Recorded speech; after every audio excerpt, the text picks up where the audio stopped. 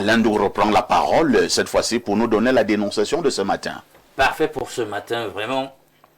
On va parler d'un comportement que nous avons laissé prospérer, et notamment les parents, le système éducatif même parfois. Comment cela s'explique que certains jeunes, notamment de sexe masculin chez nous, tendent à adopter des comportements tels que celui de se perforer l'oreille, porter des boucles, et parfois ils ont carrément les boucles des deux côtés, hein, sur les deux oreilles. On retrouve ça désormais en ville et dans la ruralité. C'est très répandu. Disons quand même parfait qu'initialement, c'est un signe qui était un signe d'identification par rapport à un Identification de quoi? À l'appartenance à un certain type de, voilà, de mouvement ou de sexualité. Mais finalement, c'est répandu, c'est tout le monde qui le fait, etc. Et puis les parents sont devenus très, vraiment laxistes sur cet aspect des choses et laissent faire. Ils copient certainement ce qui se passe ailleurs, mais là-bas, vraiment, eux, ils ont un certain niveau, voilà, d'aisance, et ils n'ont plus des préoccupations d'ordre basique qui sont les nôtres aujourd'hui. Nous, on a un autre modèle civilisationnel, d'ailleurs, qu'on aime promouvoir en tant qu'Africains. On veut donc comprendre comment on se laisse aller à ça. Donc, c'est la dénonciation de ce matin. Merci, hein, vous avez fait allusion tout à l'heure à ces hommes-là, surtout à ces jeunes hommes qui portent les boucles d'oreilles, hein, d'autres qui se tressent, je sais pas moi quoi. Il y avait un mouvement, bon, peut-être pas un mouvement, il y a quelques années, il y avait aussi des jeunes hommes qui aimaient porter des pantalons jeans, ce qu'on appelait les baggy. C'est-à-dire que mais le pantalon est baissé, quand il marche même tu vois son sous-vêtement. Mais attends, un aîné m'a dit, ben parfait, tu vois cet habillement? Je dis oui. Il me demande comment tu le trouves? Je dis mauvais. Il me dit, ben je vais donc te dire autre chose. Ça, son ancrage ou bien son naissance aux États-Unis. Les jeunes hommes qui s'habillaient de cette manière-là, c'était une forme d'attirance et c'était une forme de communication. Ils faisaient comprendre qu'ils étaient gays. Je dis, ah bon? Ah oui. Il me dit oui. Ibrahim Maxime Julien, des jeunes hommes qui se perforent les oreilles tels des femmes et mettent des boucles d'oreilles. Quel est votre regard? Parfait. L'environnement dans lequel un individu évolue et grandit influence beaucoup son système de pensée et ses choix. Quoi qu'on dise, ce qu'on voit influence notre façon d'analyser, d'apprécier. Il suffirait, parfait, qu'on dise que quelque chose est bon, que même si ce n'était pas bon, les gens commencent à l'intégrer comme s'il est bon. Il faut juste regarder ce qu'on voit à la télé, les clips qu'on voit à la télé, c'est le braqueur qui prend le banga ou je sais pas trop quoi là, qui fait comme ça, il a les tatouages, il a les boucles d'oreilles ici, il a les chaînes là-bas, on dit c'est lui la star, on a érigé ces gens-là en référence, en modèle, en icône. Et nos enfants, nos cadets, ceux qui n'ont pas forcément une maturité d'esprit un peu mature, se disent que bon, ça veut dire que c'est ça les modèles en réalité qui marchent. Quand vous arrivez en Chine, il y a des programmes qui sont interdits. Tout à fait. Il y a des émissions qui sont interdites. Peut-être les gens le savent pas, mais ce que Canal+, par exemple, nous donne en Afrique n'est pas la même chose qui passe en Europe, n'est pas la même chose qui passe aux États-Unis. Tout à fait. Pourquoi? Parce que certaines personnes sont regardants quant à ce qu'on est en train de donner aux enfants. Parce que ce qu'ils voient, ce qu'ils entendent, que vous le voulez ou pas, influencera toujours leur façon d'apprécier une chose ou de parler par rapport à un certain nombre de choses. Maintenant, il y a beaucoup de choses, des gens qui font des choses par suivisme, par imitation. C'est le pantalon qui est à la mode. On ne comprend même pas. Tout à l'heure, Alain disait, non, c'est toi qui dis ça, qu'on portait, laisser tomber, je sais pas moi là. Il y a mon neveu, je le sous-vêtement se voyait. Ses fesses comme ça. Donc, moi, ça rapidement. Moi, je suis pas dans ces affaires-là. Et là, j'invoque la responsabilité parentale. De fait que nous, on sache comment il faut s'habiller. Pourquoi est-ce qu'en tant que parents, on ne dit pas les mots, on dit oh, c'est les enfants du 21e siècle. Ça veut dire quoi, c'est les enfants du 21e siècle? Les parents doivent récupérer leur poste, leur fonction de père éducateur. On est père parce qu'on doit éduquer ses enfants. Et lorsque un enfant va à la dérive, il faut le ramener sur les rails.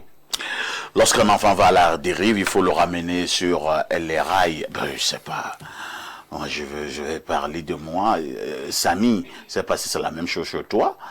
Ton enfant, ton fils que tu as élevé, à un certain âge, il commence à mettre les boucles d'oreilles à la maison.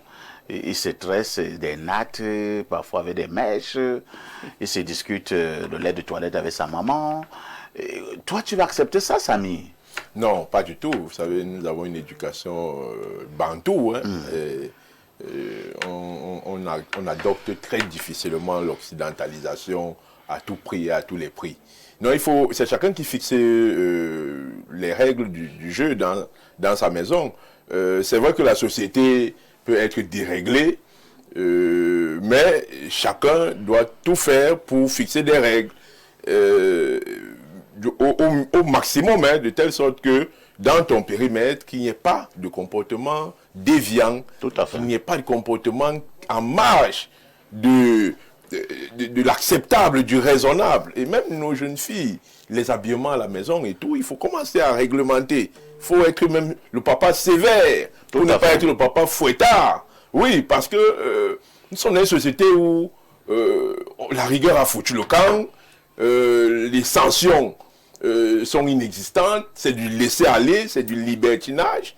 C'est pour ça que vous avez vu ma réaction tout à l'heure en disant que bon, on attend de voir si on va fermer ces églises. Mais c'est pour dire que quand la rigueur a foutu le camp dans la gouvernance publique, voyez-vous comment est-ce que 2000 milliards d'or peuvent disparaître comme ça? Voyez-vous comment des gens peuvent dilapider les caisses de l'État comme ça? On regarde. Donc la rigueur le plan macro peut également impacter la rigueur dans nos ménages.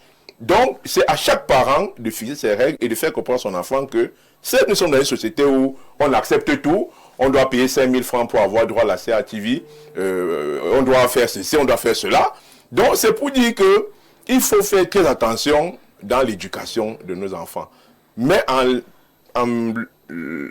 en causant avec eux à un certain âge, parce qu'il faut également faire comprendre à l'enfant pourquoi est-ce que tel comportement doit être proscrit, parce que l'incidence peut être dans tel ou dans tel domaine. On voit par exemple le système des tatouages, le système des piercings, le système des rastas qui descendent jusqu'aux genoux. Vous voyez, on va dire c'est la mode, on va vous dire c'est la mode, mais l'incidence que cela peut avoir dans le futur, hein, mais malheureusement dans nos écoles, on va faire la prévoyance à la maison, on va être prévoyant à la maison, mais à l'école, est-ce que la même rigueur est appliquée? Dans la rue, est-ce que la même rigueur est appliquée? C'est pour ça que les pouvoirs publics vont toujours être interpellés pour essayer d'orienter et d'encadrer la morale publique. Parce que c'est la morale publique qui doit impacter la morale dans les ménages. Très bien. Je Blaise Ngaba, c'est vrai que c'est le cas des garçons qui nous intéressent beaucoup plus ce matin. Mais vous savez, moi je cause beaucoup. Hein. Je suis un journal d'investigation. Il y a aussi le cas des jeunes filles. Et même des femmes tout court. Qui portent des chaînes. Elles appellent ça des chevillières. Elles appellent ça au niveau des pieds là. Elles portent des chaînes. Je me suis encore adressé à un initié. Il me dit, ben parfait, tu connais la signification. Donc quand une dame porte une chaîne au pied, je dis non. Elle me dit, ben c'est un signe.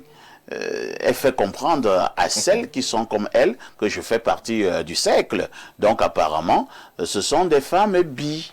Ou alors ce sont des femmes qui sont à gauche. Parfois c'est simplement la mode aussi. Bon, mais il paraît donc également que d'autres portent sans justement savoir pourquoi elles portent. C'est-à-dire ce que Alain appelle là un suivisme moutonnier.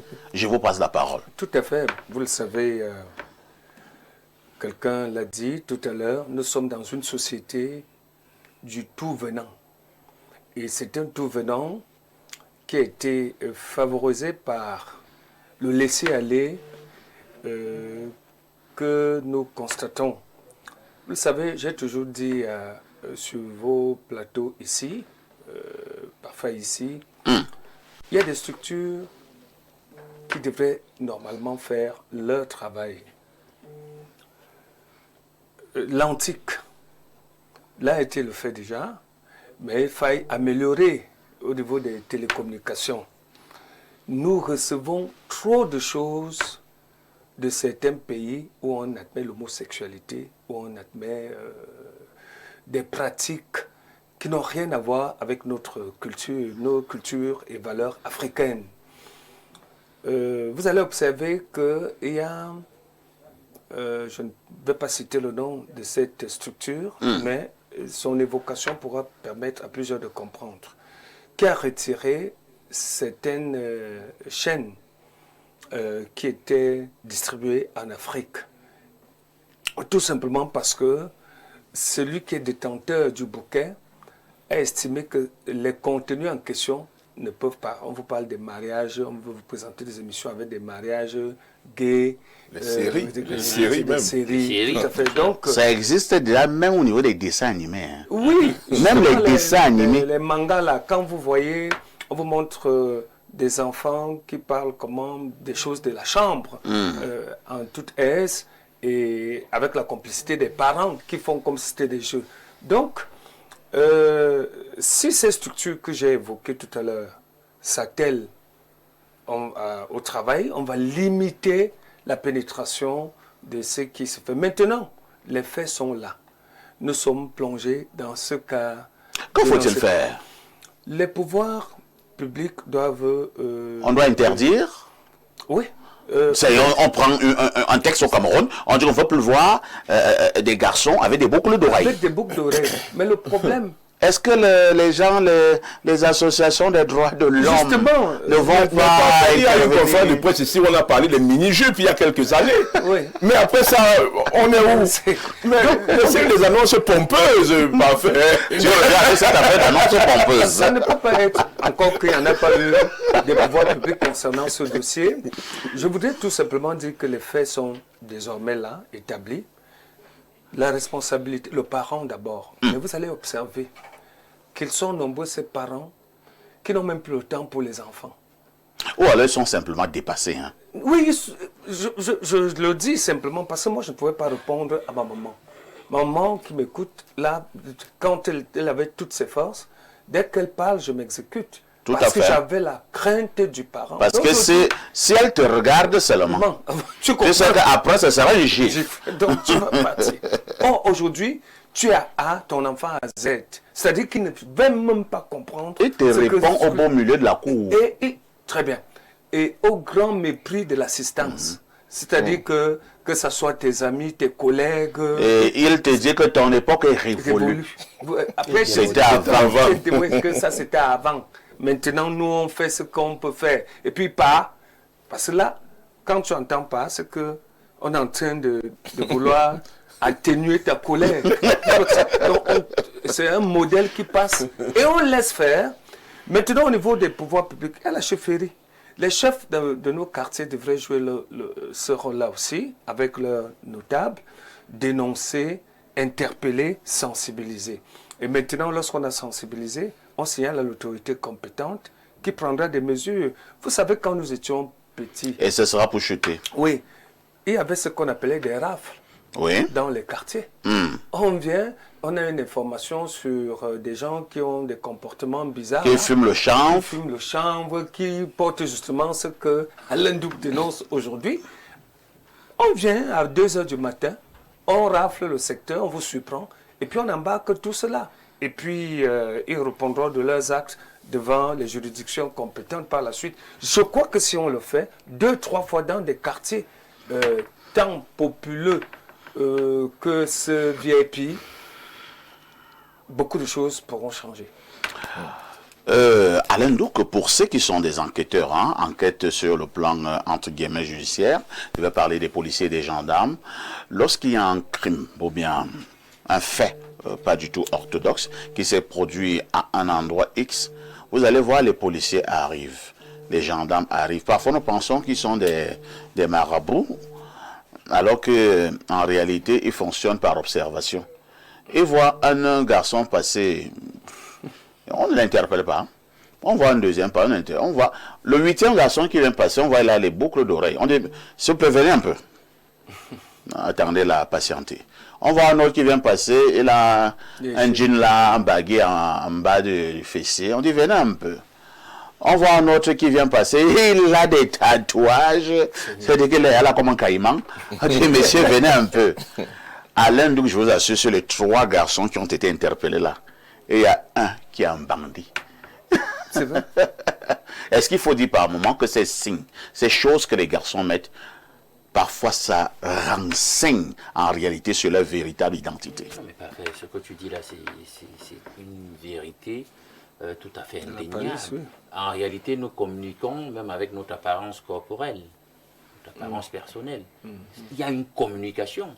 C'est pour cela que dans certains milieux, vous le savez, vous ne pouvez pas vous habiller n'importe comment si vous voulez que le président de la République vous reçoive au palais de l'Unité. Non, mais on a vu quand même quelqu'un de refuser en culotte. Hein. Et on bon, ça dépend maintenant du stand. On a vu ça combien de fois? Alors, on continue. C'est dans le détail qu'on réglemente une société. Donc, mais en règle générale, on se fait une représentation morale de votre personne à partir de la communication que vous avez sur votre apparence personnelle. C'est pour ça qu'on dit, elle est habillée comme une traînée. Et puis il y a aussi les corps de métier, il faut aussi reconnaître ça. Il a une apparence de bandit. Oui. On connaît comment le bandit se présente la plupart du temps. Comment est le fumeur de cannabis? Quelles sont ses attitudes la plupart du temps? S'il faut les profiler, comment il s'habille habituellement? Ah, le bic. Voilà.